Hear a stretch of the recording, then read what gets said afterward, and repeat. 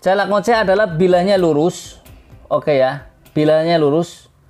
Biasanya bilahnya ukurannya normal, antara 37, 38, 39 pun diikut normal lah. Karena kalau yang di atas 40 dihitungnya corok dan bilahnya ngelimpah.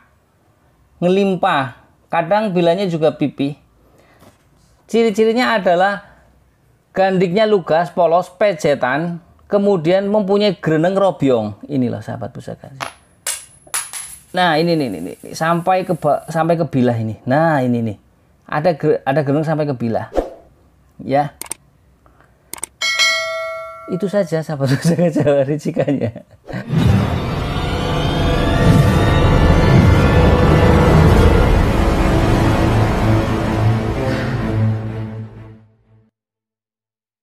Assalamualaikum warahmatullahi wabarakatuh. Salam sejahtera, salam budaya, rahayu, rahayu, rahayu. Berjumpa lagi dengan saya Mas Ho di channel Pusaka Jawa Official. Alhamdulillah wa syukurillah, segala puji bagi Allah yang telah memberikan segala nikmatnya. Nikmat yang paling besar bagi kita adalah nikmat iman dan Islam. Di antara nikmat-nikmat yang lain yang tidak bisa kita sebutkan secara dohir maupun batin, seperti nikmat kesehatan.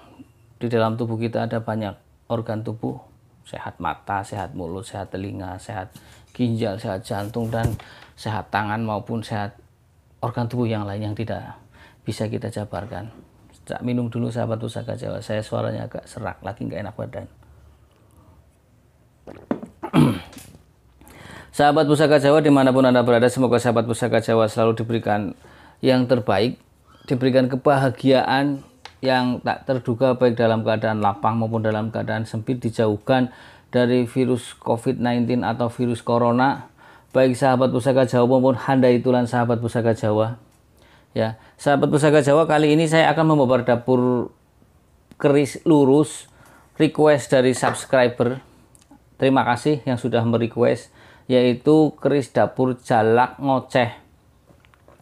Semoga dengan saya mereview keris dapur jalak ngoceh, sahabat Pusaka Jawa bisa melihat atau mengerti ricikan dari dapur jalak ngoceh, ya, ciri-ciri dari dapur jalak ngoceh. Karena kemarin saya sudah membabar satu bilah pusaka, yaitu dapur jalak dinding sudah, jalak ngores sudah, jalak sangu tumpeng sudah, terus jalak nyucup madu sudah, terus sekarang adalah jalak ngoceh. Jalak sendiri ada 13 jenis. Pertama dapur jalak budo, dapur jalak ngoreh, jalak sangu tumpeng, jalak nyucup madu, jalak dinding, terus jalak ngoceh, jalak ruwuh, jalak nguwoh, jalak sangu pati, terus jalak piturun, terus jalak sumelang gandring. Ya, banyak 13 sahabat Pusaka Jawa. Mudah-mudahan Allah Subhanahu wa taala meridhoi saya untuk bisa membabar satu persatu dapur jalak. Karena dapur jalak untuk mencarinya agak susah. Tentunya dengan mencari pastinya kan bukan cuma mencari, butuh materi. Dan cari yang sepuh sesuai ricikan agak susah. Makanya jika sahabat Pusaka Jawa merequest, kalau ada insya Allah saya request secepat mungkin, kalau tidak ada buat PR. Ya sahabat Pusaka Jawa. Nah, sebelum saya membabar dapur jalak ngoceh, saya akan berbicara dulu. Ya, dapur jalak tergolong dapur keris yang sangat tua. Karena pada era zaman Kabudan, kalau Kabudan secara harfiah sebagian pencinta keris beranggapan bahwa Kabudan berarti adalah anta berantah. Anta berantah berarti tidak tahu kapan dibuatnya, tidak tahu siapa pembuatnya, tidak tahu di mana dibuatnya. Itu. Dan ada yang beranggapan Kabudan adalah pada era zaman Buddha. Seperti itu. Berarti kalau zaman Buddha, kita flashback ke Candi Borobudur saja. Candi Borobudur kan dibangun pada akhir abad 8 sampai ke abad 9. Jadi itu pembangunan Borobudur 75 tahun, yang tentunya warisan leluhur kita yang sangat fenomenal, karena pastinya membutuhkan biaya yang sangat banyak. 75 tahun sahabat Pusaka Jawa, ngeri nggak? Ya, sampai sekarang berdiri kokoh dengan ketinggian 35 meter. Dengan lebar berapa itu?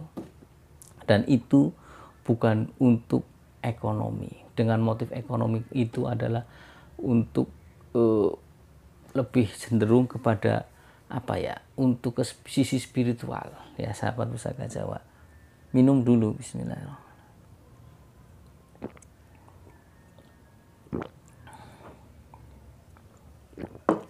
Sahabat Pusaka Jawa, ya, pada Prabu Brawijaya yang pertama memerintahkan kepada Empu Hanggaroso untuk memerintahkan membuat 4 dapur bilah pusaka. Pertama keris Jalak Sangu Tumpeng, kedua keris Sumelang Gandring, ketiga keris Mangkurat, dan keempat keris Mangkunegara. Jadi memang keris dapur Jalak sudah sangat populer pada zaman-zaman Majapahit dan zaman sebelumnya. Ya, dan untuk Keraton Jogja sendiri mempunyai keris pusaka berdapur Jalak itu Kanjeng Kiai Kopek sama Kanjeng Kiai Danuworo. Kalau nggak salah itu dapurnya dapur Jalak juga. Ya. Leluhur kita ketika menamakan sebuah dapur itu dengan makna dan filosofi yang dalam. Ya, kenapa kok nggak dinamakan apa ya, burung yang lain kok harus Jalak gitu kan? Tahu nggak? Mau katakan apa ya? Burung apa katakan di sini? Burung apa yang burung beo lah ya, burung beo. Dapur beo gitu kan? Kenapa tidak dapur beo gitu? Atau dapur burung gereja atau burung gereja mau sekarang. Apalah dapur yang lain lah ya, perkutut lah ya, perkutut. Kok harus Jalak? Burung Jalak sendiri termasuk burung yang simbiosis mutualisme. Burung yang saling menguntungkan. Ya, kadang hinggap di mana? Di punggung kerbau. Ya, atau di mana? Pokoknya burung yang saling menguntungkan dimanapun dia berada, tidak merugikan. Dan ocehan burung Jalak sangat merdu. Burung Jalak sendiri bisa menirukan suara burung-burung yang lain. Jika sahabat Pusaka Jawa punya burung Jalak, dijejerkan dengan burung yang lain, lama-kelamaan burung Jalak itu bisa menyesuaikan suaranya. Agak mirip-mirip seperti itu. Ya. Kemudian burung Jalak sendiri adalah bentuknya yang proporsional, indah dipandang. Ya. Sahabat Pusaka Jawa. Oke, sahabat Pusaka Jawa. Nah, sebelum kita membabar dapur Jalak ngoceh ini, kita akan membabar satu bilah pusaka, satu warongkonya dulu. Ya, ini warongkonya adalah motifnya atau bentuknya adalah Gayaman Ngayogyakarta. Nah, kalau Ngayogyakarta seperti ini. Jadi, maaf sahabat Pusaka Jawa. Kalau Ngayogyakarta itu seperti ini. Kalau Solo kan begini. Kalau Surakarta kan ada begininya. Nah, kalau Ngayogyakarta ini lihat. Nah, tumpul begini, dibikin landai begini. Oke ya. Untuk mendaknya adalah mendak. Mendak ini ring yang diantara warongko dan handle itu kendit silang mirah. Kalau untuk handle-nya, ini handle Gayaman Ngayogyakarta motif kerajaan. Dan warongkonya ini kayaknya kayu sawo. Dan kalau yang atasnya ini kayaknya kayu apa ini ya? Kayak sejenis kayu, kayak kayu sono keling, tapi bukan kayu sono keling ini. Ya. Oke, kita buka sahabat Pusaka Jawa bilah pusakanya. Bismillahirrahmanirrahim.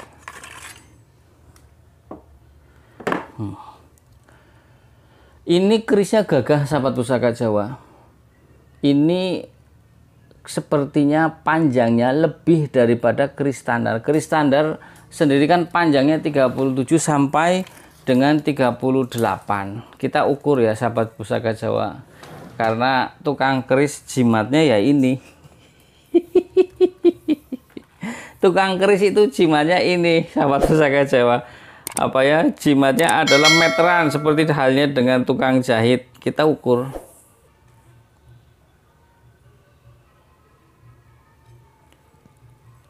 Oke. Ini panjang bilahnya adalah 39,5, hampir 40 cm. Panjang, sahabat pusaka, gagah. Coba kita lihat untuk lebar bilahnya ya. Karena lebar bilah biasanya juga menentukan dari mana asal muasal keris itu. Kalau untuk Mojopahit, sahabat pusaka Jawa, kemarin sudah saya katakan 2 cm. Kalau ini sekitar 2,5 cm, lebih dari 2 cm. Berarti kalau lebih dari 2 cm bukan dari Tangguh Majapahit. Itu ya, sahabat pusaka Jawa. Itu biasanya ciri-cirinya. Ya. Kemudian kalau Tangguh Majapahit itu ada yang bilang 36 cm panjangnya paling tinggi, ada yang bilang 35 cm. Dan lebar 2 cm. Nah, kalau di channel Pusaka Jawa kita belajar bersama. Kalau saya sebutkan seperti ini biar saya juga tidak hilang ilmunya. Jadi sahabat Pusaka Jawa bisa lihat. Oke ya. Kita review ke depan biar tahu ciri-ciri dapur Jalak Ngoceh. Oke. Jalak Ngoceh adalah bilahnya lurus. Oke ya. Bilahnya lurus. Biasanya bilahnya ukurannya normal.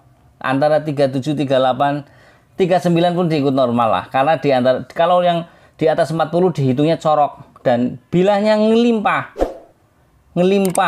Kadang bilahnya juga pipih. Ciri-cirinya adalah gandiknya lugas, polos, pejetan. Kemudian mempunyai greneng robyong. Inilah sahabat pusaka. Nah ini sampai ke bilah ini. Nah ini nih. Ada greneng sampai ke bilah. Ya. Itu saja sahabat pusaka Jawa ricikannya. Tidak ada yang lain. Oke ya.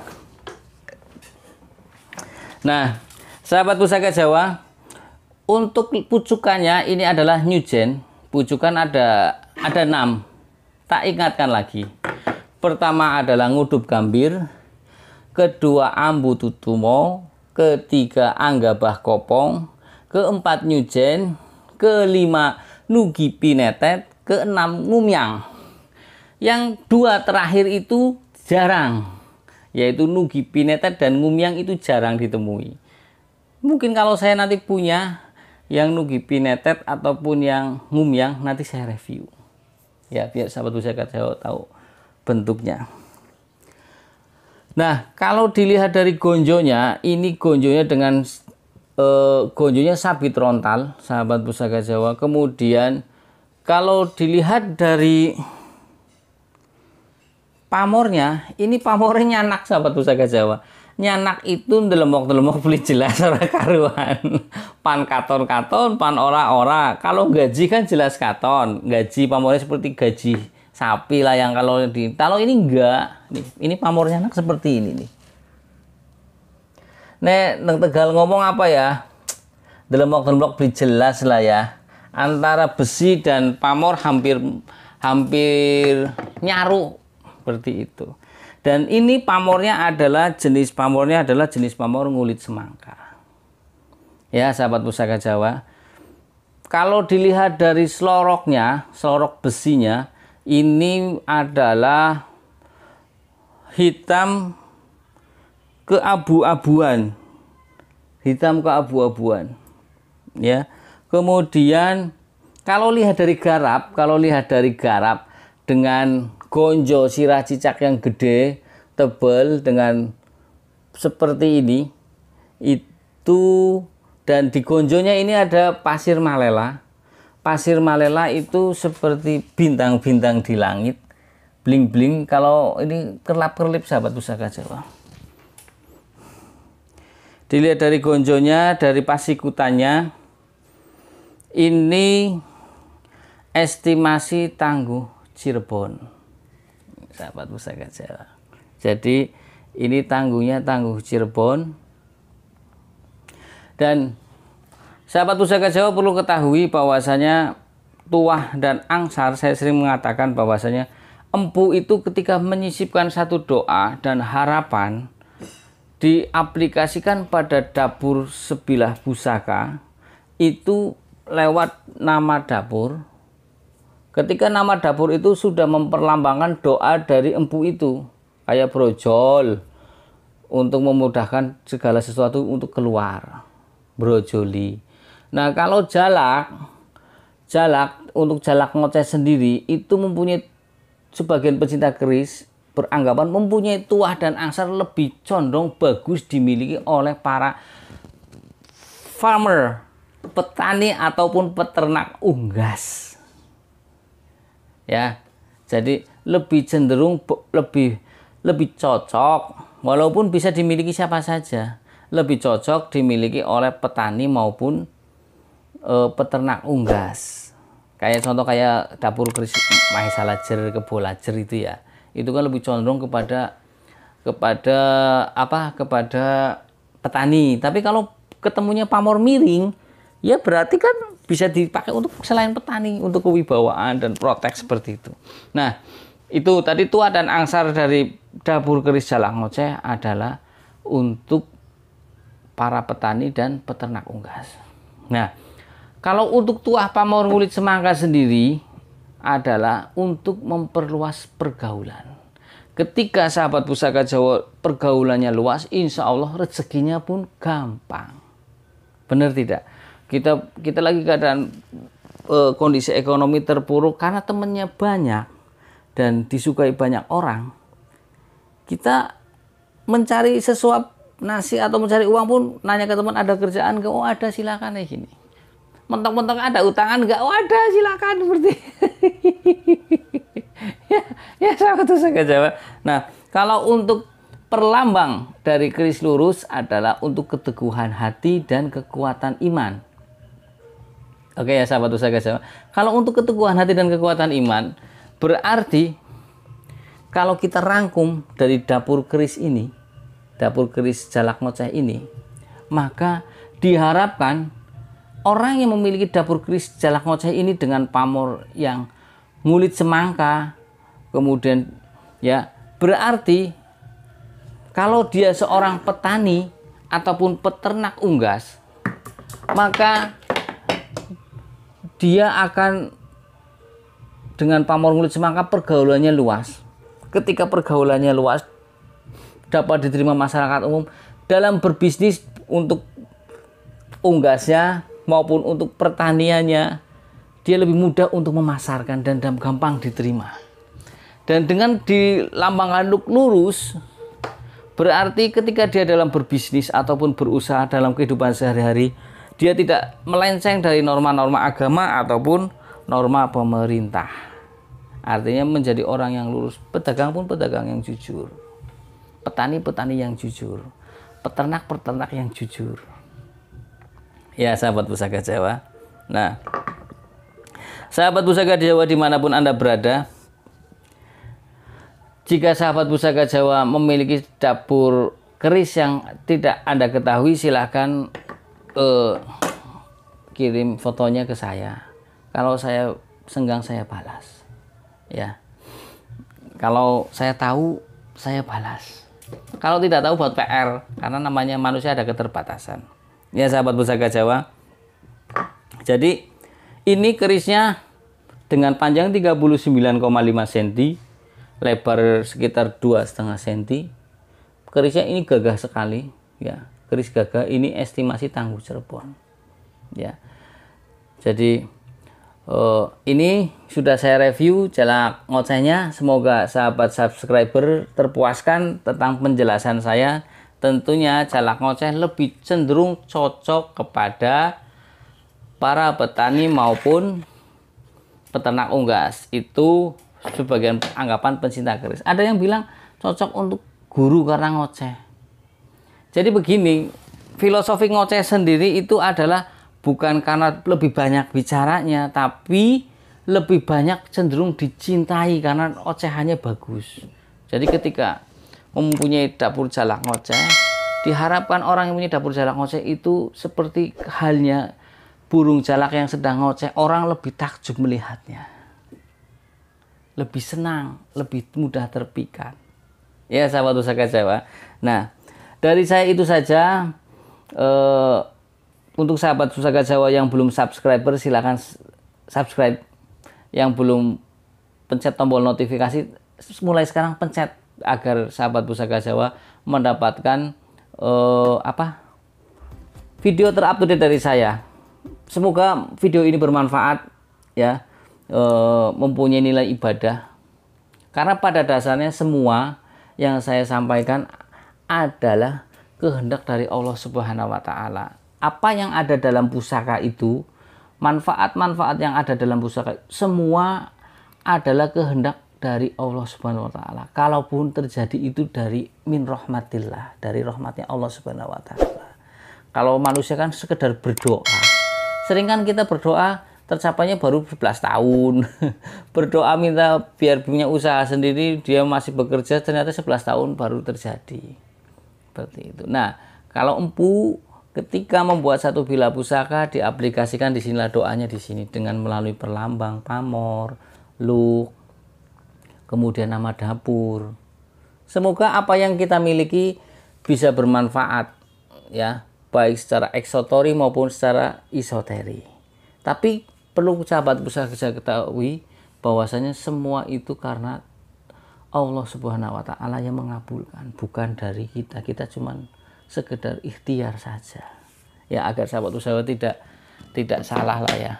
Karena sebagian orang keris itu syirik dari mana? Kalau syirik itu bukan dari bendanya, tapi dari niat dan pola pikir kita yang ada di hati kita maupun di otak kita ya. Ketika kita sudah menata pola dan pikiran kita bahwasanya apa yang terjadi di dunia ini adalah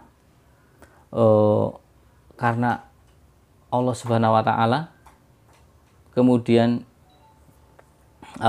kita mencintai keindahan karena pada dasarnya Allah adalah Jamil yang maha indah. Wai semua, kenapa tidak? Oke, sahabat Pusaka Jawa. Apabila ada salah-salah kata, saya minta maaf karena kesalahan mutlak milik saya dan kebenaran milik Allah Subhanahu wa taala. Saya minta maaf baik kepada para senior maupun kepada para subscriber bila saya ada salah-salah kata atau menyinggung kata-katanya, kata-kata dalam ucapan saya. Dari saya itu saja. Wassalamualaikum warahmatullahi wabarakatuh. Salam sejahtera, salam budaya. Rahayu, rahayu, rahayu.